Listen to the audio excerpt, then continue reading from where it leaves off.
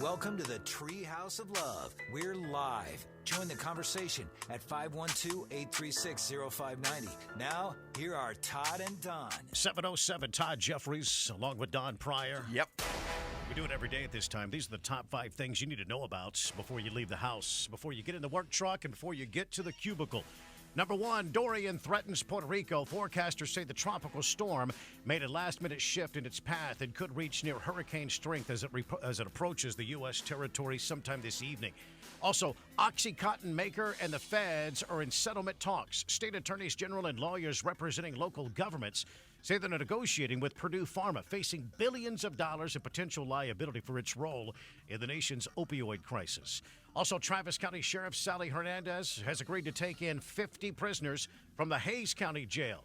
By unanimous vote, county leadership, they've settled on the daily rate of $3,500 per day for Hays County to house those inmates. About $70 a day for each inmate. Sheriff Department Major Wes Pretty, he says the 50 inmates do not have any special medical or mental health needs and shouldn't require any extra cost for treatments. They're paying top dollar out of Hays County for them to be housed right here in Travis County.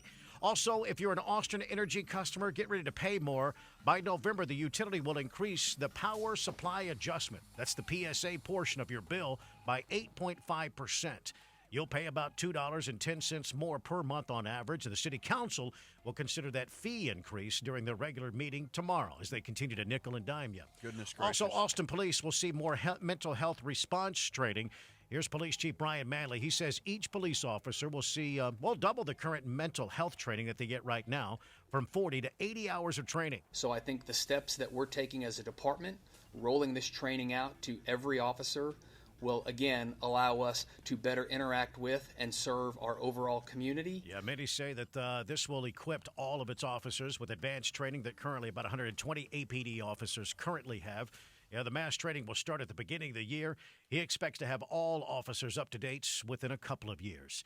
It is 7:09, and that's the top 5 stories you need to know about. It's on the front page of our website right now at newsradioklbj.com. You know, when it comes to our monthly nut going up, if you will, I mean, water, electricity, law enforcement, EMS, whatever it may be, the denial that those decision makers have is just extraordinary to me, as far as really not willing to look at. They look at these individual little increases and go, it's just $5 a month, it's just $2 a month.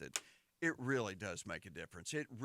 They do some bigger math there, folks, downtown. Do some bigger math there. I don't know. I think people just need to vote. That is the bottom line. I got you. You got to get out of the house.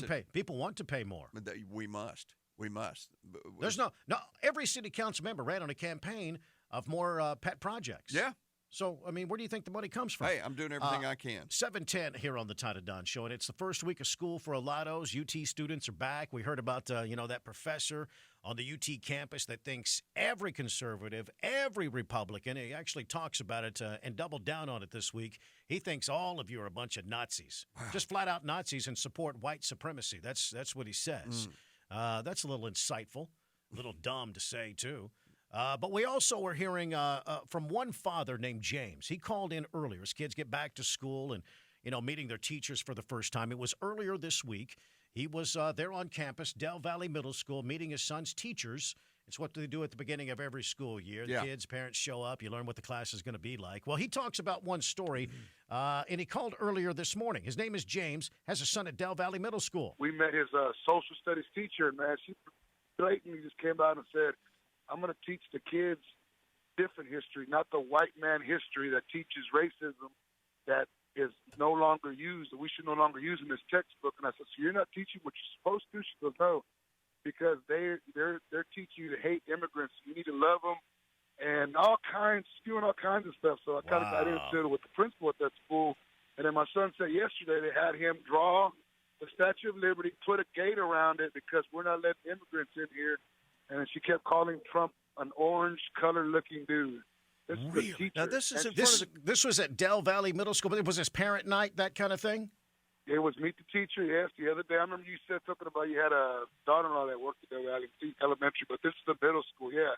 Oh, my goodness. I said, you can't be teaching these kids that. I mean, you're teaching them to hate white people. I'm Mexican. I said, you're doing reverse racism because you're teaching them to hate white people they ain't got no reason to.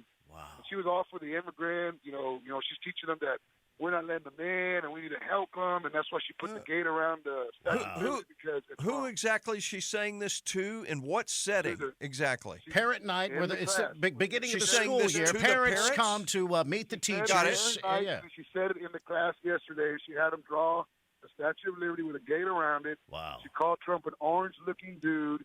She called him all kinds of names. She had him draw him as a clown, and my son wouldn't do it. So I just told him to walk out of class, and he did. I had a conference with him. This What happened to school? us last year. Specifically, which school?